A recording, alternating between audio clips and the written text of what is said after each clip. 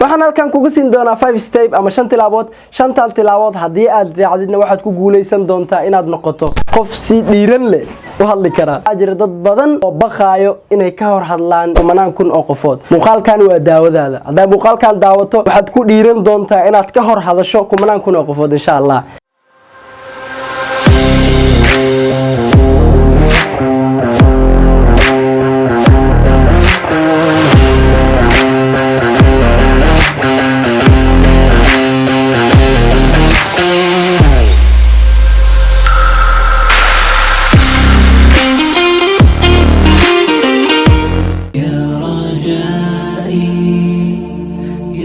waxaan halkan kugu siin doonaa 5 step ama 5 tilaabood hadii aad raacdidna waxaad ku guuleysan doontaa inaad noqoto qof si dhiiran leh u hadli kara insha Allah mid ugu horeysa waxay tahay eye contact siday luqadda qalaadka ama af Ingiriiska ay ku dhahan eye contact waxaan la jeednaa eye contact tusaale maanta maamulo shirkadeed baa tahay waxaad kulan shaqo wadaag la qaadanaysaa qof kale ama shirkad kale maamulaheeda sida awgeeda waxa lagaaga baahan yahay inaad qofkaas markii aad la hadlaysid ama shaqadii aad u gudi gashiin projectiga marka u sharxaysid kale qofka ina eye contact aad muujiso inaad indhaha ugu qabato aniga aad waa halkan hadlaaya kaamirada iskama boojeenayo dad waxa jir kaamirada ka baqaayo intii aan la gaarin kumanaan kun oo qofood inay maaweeliyaan waxa ka hor maaweelis maxaa keenayo okay maanta sidii qof weyn oo hadal maaweelis ma jirto meesha okay intii aan la gaarin inay kumanaan kun oo qofood wax ay u sheegaan ama project ay u sharxaan intii aan la gaarin kaamiradii ayayba ka baqaayaanba dadkaas ma yihi qofka aad la sameynaysid contactiga inaad indhaha u saartaa su'aalo ay soo fadhisaan indhaha u saar sidaa kama laakiin waxaan ka wadaa inaad indhaha isku haysaan qofka aad marnay ka jeesanin inaad wax u sharaxdo eye contact markii aad hadlaysid qofka badanaa Soomaalidu waxay dhahdaan ama xitaa dadka waxyaalaha daraaseeyay waxay dhahaan qofka markuu been sheegayo waxa laga gartaa indhihiisa qof ismashquulina iyo waa la og yahay su'aalo marka waxa laga baahan yahay inaad sameeysid qof markii aad wax u sharxaysid ama aad wax u soo bandhigaysid inaad eye contact isticmaasho indhaha u saar indhaha ugu qabo si nadiif ah boontigaaga u qeex number 2 waxay ku dhahaysaa speak clearly and loudly markii aad hadlaysid tusaale speak marka aad sameynaysid hadal managerka kale aad la hadlaysid adigoo shirkad manager ka ah ama qof aad la hadlaysid waxa lagaga baahan yahay inaad u hadasho si nadiif ah oo karti ay ku dheehan tahay clearly si nadiif inaad u hadasho maanta waxa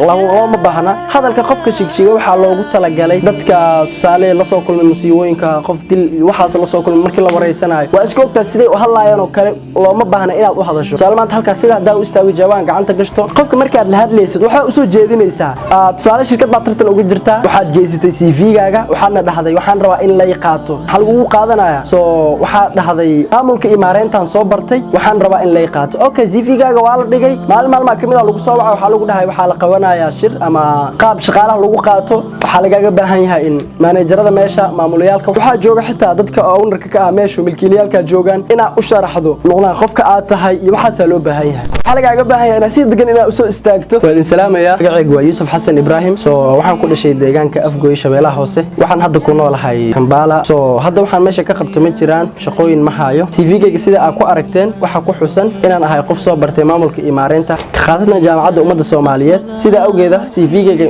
sida aad ka aragtaan waxaan ahay qof shaqadoon ah hadii aad shaqadaas ii xil saartaan waxaan ugu soo bixi doonaa si nadiif ah ay daacadnimo ku dheehan tahay aaminaadna la socoto hadda sidee u hadlay waxaan u hadlay si clear ah oo nadiif ah oo la socoto dhiiranaan mid kale mana hilmaamin stepkii koowaad oo ahaa eye contact indhaha ku saaro aan u hadla si nadiif ah karti ay ku dheehan tahay soo sidaas waay waxa ugu galeynaa stepka saddexaad qodobkan waa muhiim sababta uu muhiim u yahay ayaa muhiim si ahba wow step saddexaad wuxuu ku leeyahay smile when you speak ana aad u jeclaa marka hadlaayo kale ina qoslo wax sharxo ama tusaale marka qof wax u sheegayo kale ina qoslo stepka koowaad ka soo bilaabna eye contact ya sameysay tusaale indhaha u saartay waxa sameysay inaad u hadasho si nadiif ah ay karti ama dhiiranaan ay ka muuqato qodobka saddexaad waxa sameysay marka aad leesidna smile laga moodo ma ahan smile waxa la dhahaa hadda ani amuujinaa marka adigu kula hadlaayo smile when you speak qosol markii aad hadlaysid qof aad la hadlaysaa oo maamulka ama waxa shaqo wadaag idin ka dhaxayso saalaha tusaale in siina tusaale wax ku fahmaysan soo gale hi ladies and gentlemen why hi maxaa waaye dadka weyn markii la hadlaa hi lama isticmaalo mugtahay How are you? I'm fine, sir. maanta waxaan rabaa inaan ka hadlo wada shaqeynta dhex mari doonto anigii adi. Horta waxaan rajeynayaa inay wada shaqeyn fiican noqon doonto.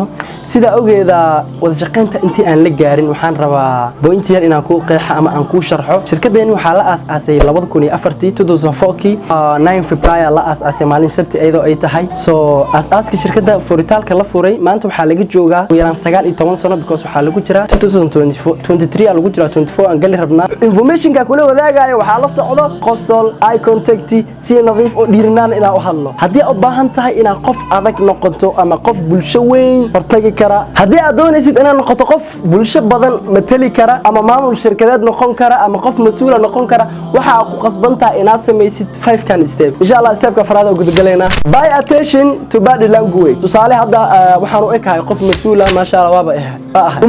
waa ahay qof mas'uul ah. Okay, maanta qof mas'uul ah matalaya waxaan ka socdaa shirkadda la dhaho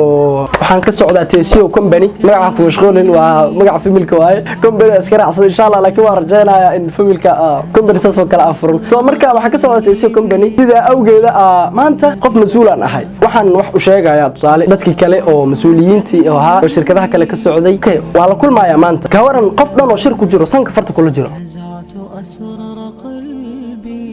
Control attention kaaga macnaha dareen ahaan body language kaaga luqadda jirkaaga control luqadda jirka waxa la qofka bini'aadamka luqadda jirkiisa la akhristaa mararka qaar qofka markuu saa ku soo horfadhiisto ku soo eegayo sidii libaaxi oo kale qofkan waa qof adag body language kiisa maxaa kaaga muuqda qof mas'uul ah inuu yahay sida awgeeda qof sanka farta kula jira iyo waxa looma baahna waxa loo baahan yahay marka dad mas'uul ah la kulmaysto xitaa ka soo qaad gabadha mustaqbalka leedahay maanta la kulmaysaa ma rabtid inuu waxyaalo qalad yar xitaa ay ka dhacaan shantan step oo qaadan kartaa sida qof mas'uul ah inuu hadasho kale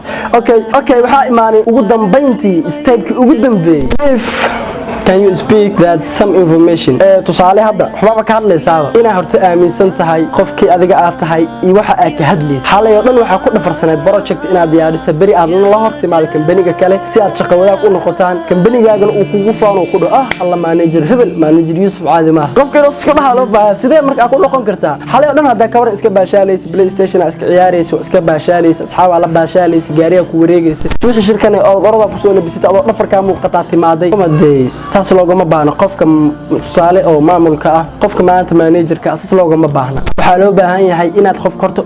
marka meesha soo fariisanaysid inaad tahay qof aaminsan wuxuu asiga yahay inaad tahay qof wuxuu ka hadlayo aaminsan ka hadlida waxa adiga aaminsan tahayna waxay ku keenaysaa inaad noqoto oo si dhiirinaan u hadashay ku sababaysaa alla marka aaminsan tahay waxa adiga ka hadlaysid waxa meesha ka marneen qof waxa tahay aad u adag sababtoo ah qofka wuxuu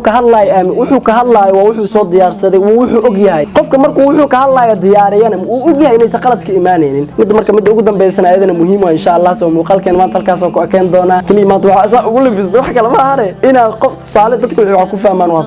tusaale wax ku fahmaan marka insha Allah maanta muuqaalkeen halkaas oo ku soo akeen doona taako kulmeen muuqaalka xiga insha Allah see next video mumkulata awliya kalimana abahada